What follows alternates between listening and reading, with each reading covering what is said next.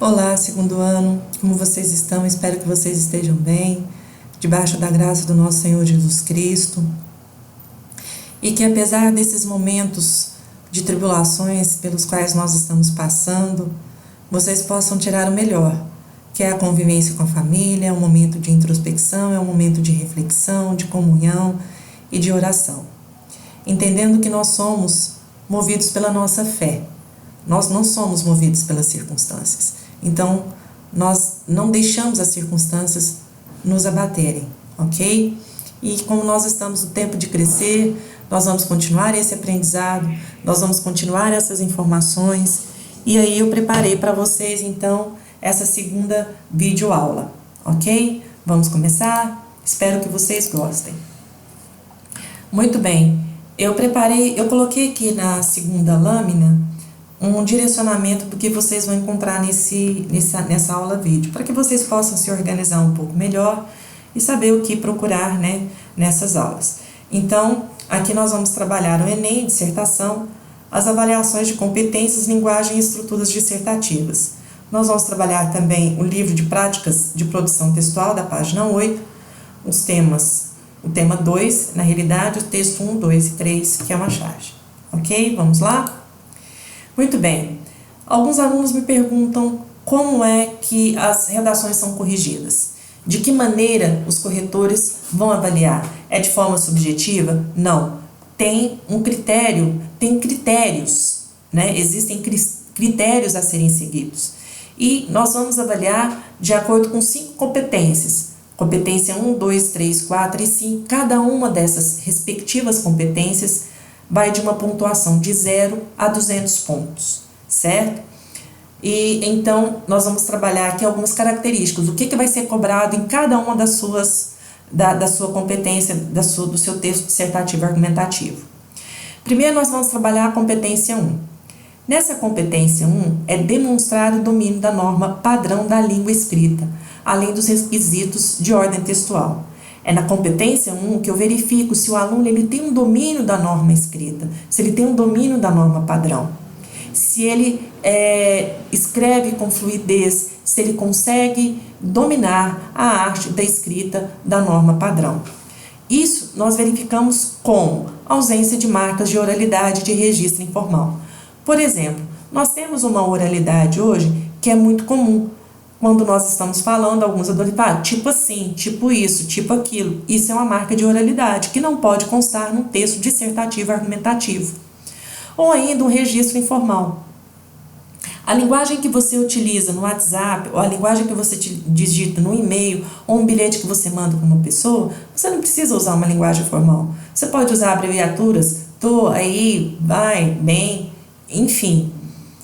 O que você tem que entender é que quando você vai produzir um texto, lembram-se que eu falei para vocês que vocês têm que colocar na cabeça de vocês o seguinte: eu tenho que responder a 2 perguntas primeiramente antes de escrever o texto. Para quem eu vou escrever? Com qual finalidade?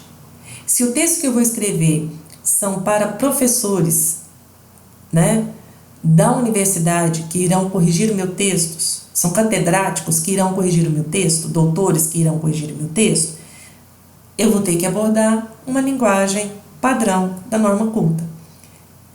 E outra coisa, qual que é o meu objetivo? Não é competir? Então eu tenho também para um concurso de vestibular, por exemplo, da Universidade Federal. Então, a partir do momento que eu padronizo isso e coloco isso no meu projeto, eu vou estabelecer que tipo de linguagem eu vou utilizar.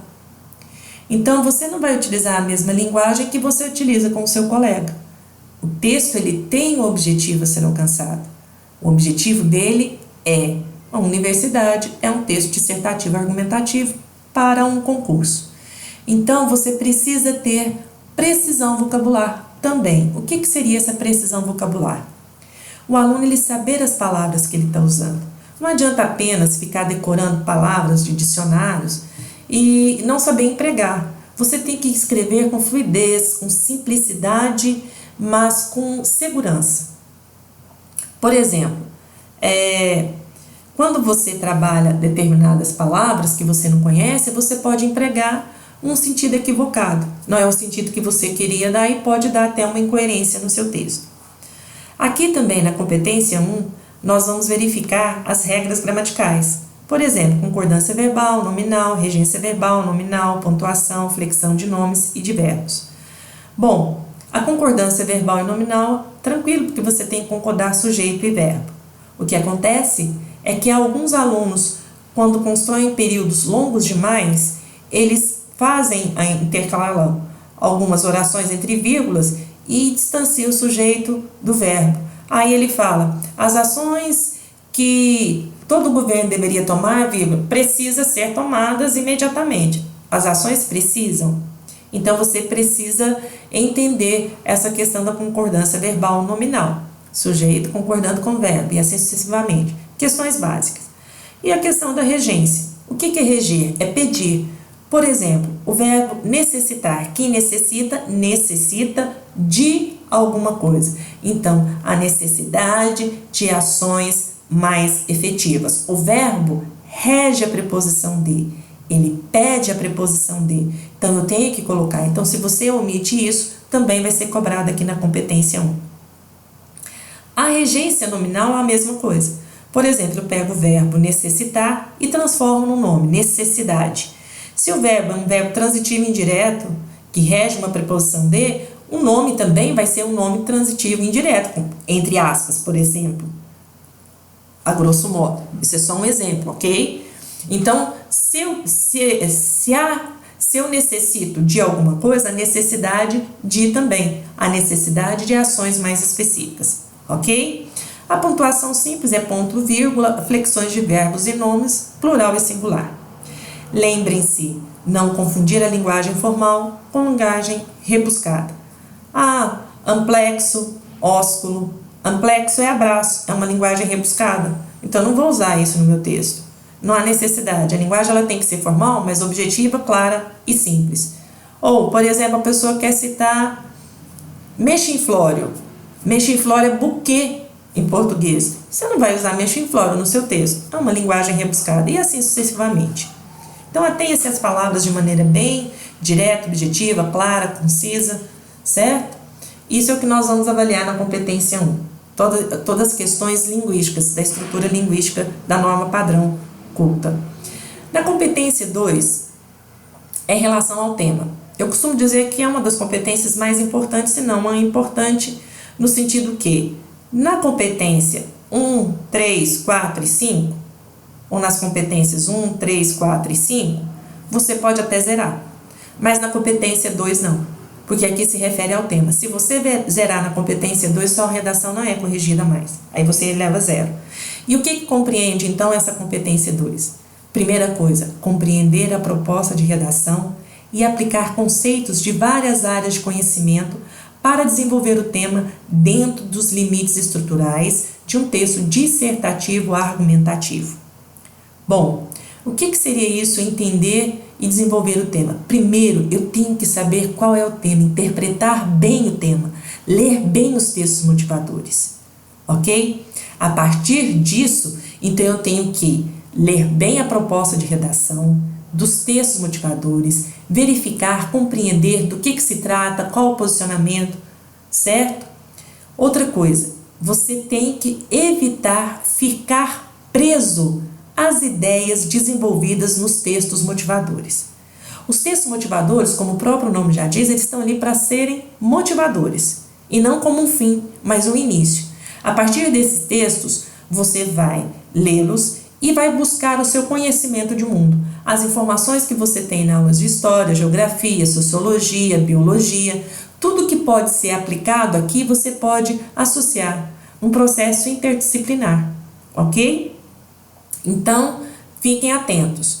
Vocês não podem ficar presos às ideias só dos textos motivadores. Vocês precisam ser criativos. E aí que entra a leitura, as leituras que vocês fizeram, aos jornais que vocês assistiram, aos debates que vocês fizeram, as pesquisas que vocês fizeram a respeito do assunto.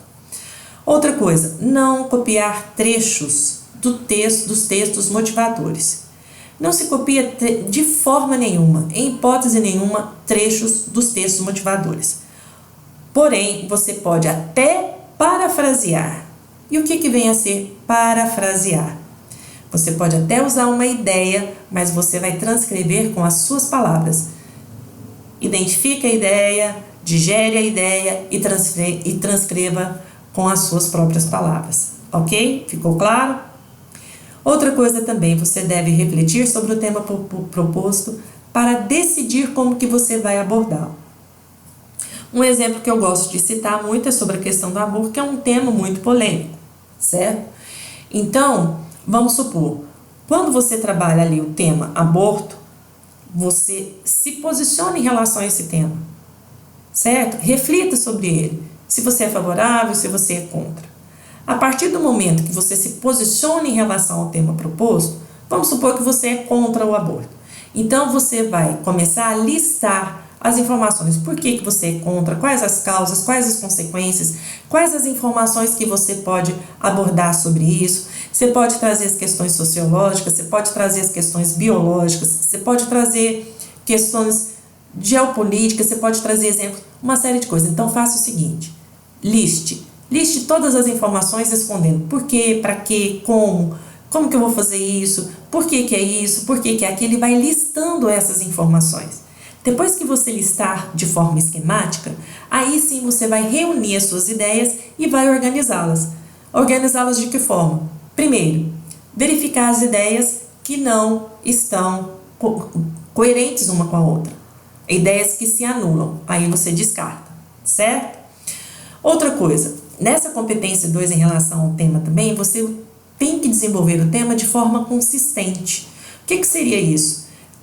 Não de forma tangencial. Quando você vai abordar o exemplo do aborto, trabalhe com questões fortes, questões biológicas, questões psicológicas, sociológicas, de maneira bem consistente e que demonstre que você domina o assunto, ok? Outra coisa também, você vai ter que examinar com atenção a introdução, o desenvolvimento e a conclusão. Enfim, no tema proposto, vamos supor que o tema seja essa questão do aborto, você vai dividir e vai elaborar o seu projeto de texto. O projeto de texto ele consta de uma introdução, de um desenvolvimento e de uma conclusão, certo? E o que consta na introdução? Na introdução você tem um assunto, você tem um tema e você tem a tese. O que seria a tese então? Só para relembrarmos, a tese é a sua opinião. Quando você avalia o assunto, que você determina o tema, especifica o tema, você apresenta a tese. O que seria a tese? Qual é o problema que eu vejo em relação a isso? Certo? A partir do momento que você se posicionou, você vai encontrar argumentos que te ajudem a defender esse ponto de vista, que ajudem a defender a opinião que você tem, ok? E, enfim, você vai para a conclusão, que seria a solução para o seu problema, certo? Então, atenha-se a isso, sempre trabalhando introdução, desenvolvimento e conclusão, sempre voltados para o tema. Evite reflexões previsíveis. Leis precisam ser criadas. As leis existem, elas já foram criadas. Se não está dando certo, é porque alguma coisa não aconteceu. Ou porque as autoridades precisam informar, fazer com que as informações cheguem até a população, para que a população conheça quais são os seus direitos, quais são os seus deveres, para que isso possa ser colocado em prática. Ou, por exemplo, que leis possam ser lecionadas em escola para que os alunos também conheçam que nós temos direitos e nós temos deveres enquanto cidadãos. Então, evite temas bem previsíveis, ok? E aí, lembre-se de que cada parágrafo deve desenvolver um tópico frasal. Utilize informações de várias áreas do seu conhecimento. Mantenha-se dentro do limite dos limites do tema proposto, tomando cuidado para não afastar do seu foco, porque muitas vezes você utiliza um argumento e o desenvolve com muito mais ênfase do que a sua ideia central. Tome cuidado com isso. Esse é um dos principais problemas identificados nas redações. Nesse caso, 2 citações podem ocorrer fuga total ao tema ou fuga parcial ao tema, ok? Muito bem.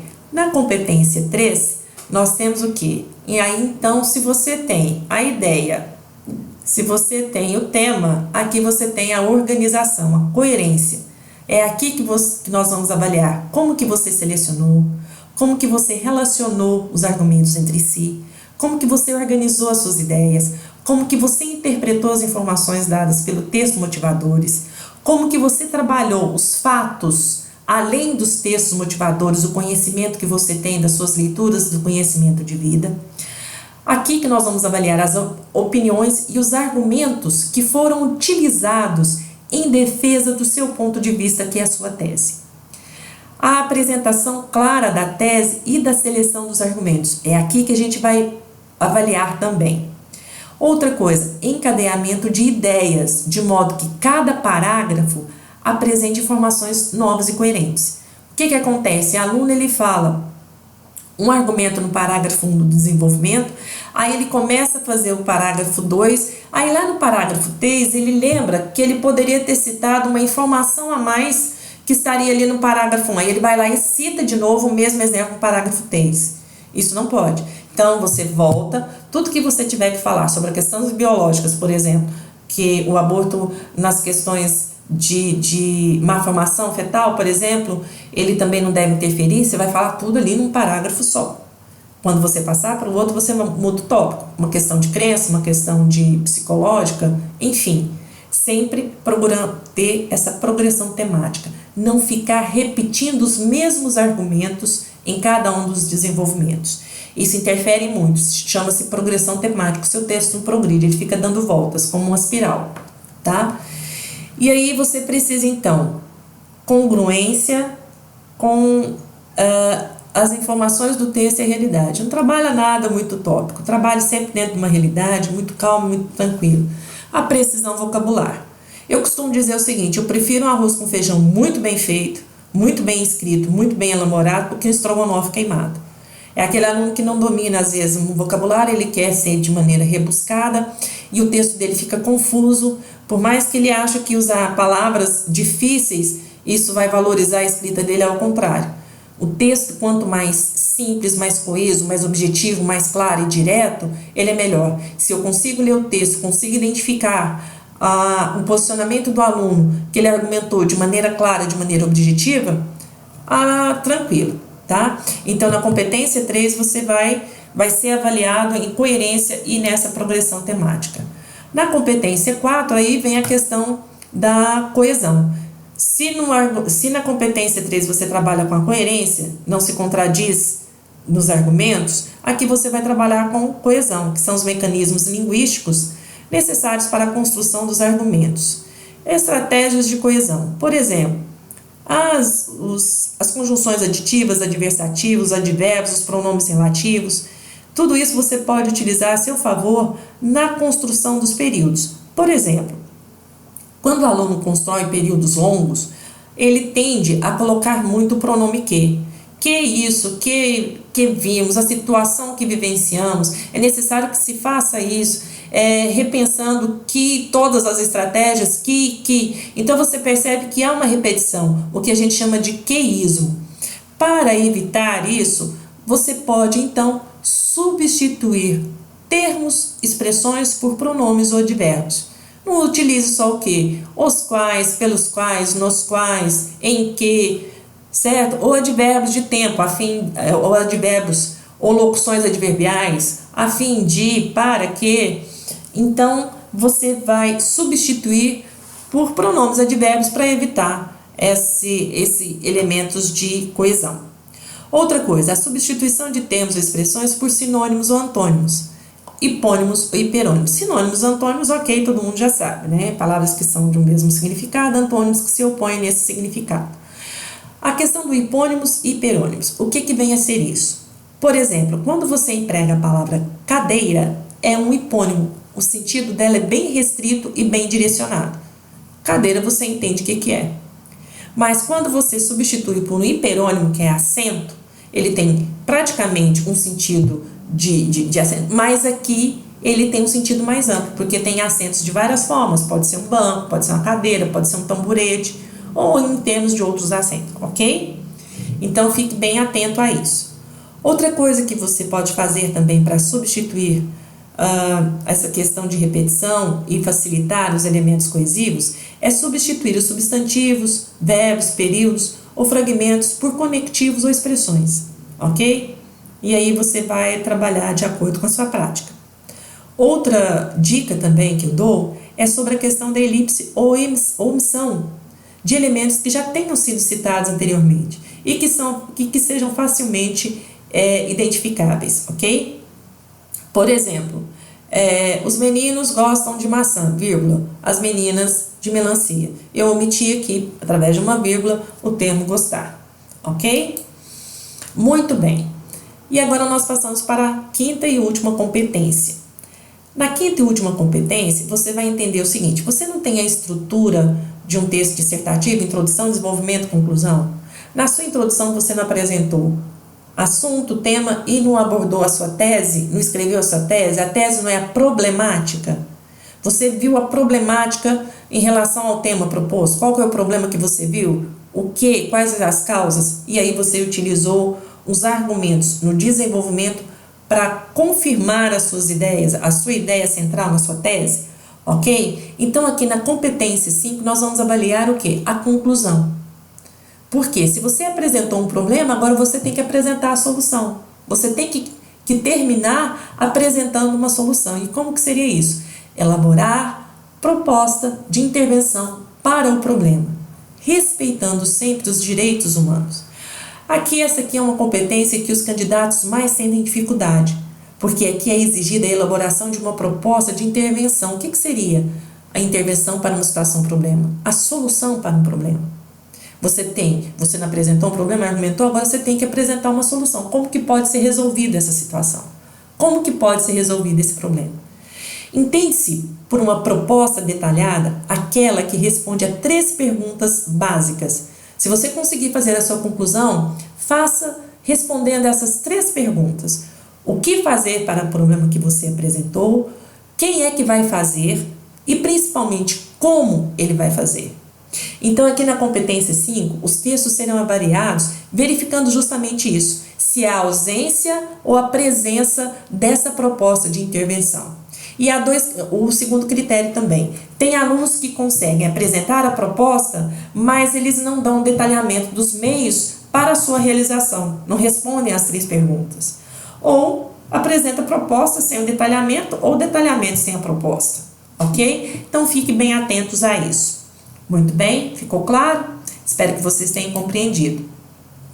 Agora nós vamos lá para o livro de práticas de produção textual na página 8, tá? Nesse livro nós vamos estudar o tema 2, que é o terceiro setor na sociedade brasileira. Então vocês têm aí 2 textos motivadores, o texto 1, que é o terceiro setor, e o terceiro setor geralmente são as ONGs, organizações não governamentais, ou as OCIPs, que é a Organização de Sociedade Civil de Interesse Público. Então aí você vai entender o que ele estava abordando sobre a questão desse terceiro setor, que esse terceiro setor ele não é taxado em impostos, como que hoje está gerando empregos, gera uma renda muito alta, é um dinheiro que circula muito num estado ou num país como um todo. Então esse terceiro setor hoje tem sido assim o grande boom desse século XX. Muito bem, no texto 2, ele faz uma abordagem do trabalho no terceiro setor e a economia colaborativa, ok? Então, vocês vão ler lembrando-se que, lembrem-se, não fiquem atentos apenas aos textos motivadores. Pesquisem, vão atrás, compreendam, estudem mais, busquem mais informações. A partir disso, vocês elaborem um esquema para a sua produção. E no texto 3 é uma charge que fala sobre 276 mil ONGs para 100 mil e os 33 bilhões que é injetado na economia, ok? Então, essas seriam as nossas práticas hoje para a produção textual. Mas vamos lá. Proposta 1. No texto 1, na proposta 1, ele pede para vocês produzirem um editorial. E o que é um editorial? Vamos entender, vamos relembrar o que é um editorial. Quando você tem a revista física, por exemplo, a Veja, quando você abre, tem lá assim, editorial, escrito pelo editor da revista fulano de tal. Ou se você abre um jornal também, tem lá, editorial, sempre escrito pelo editor-chefe do jornal, pelo editor-chefe da revista. E como que esse editorial ele é escrito? Por exemplo, você tem uma reportagem sobre o coronavírus na revista Veja, certo? Essa reportagem ela é bem detalhada, mas ela vai se ater aos fatos, ela não emite a opinião, o repórter, ele não dá a opinião dele, ele só trabalha com os fatos da maneira como precisa ser informados, dados estatísticos, enfim.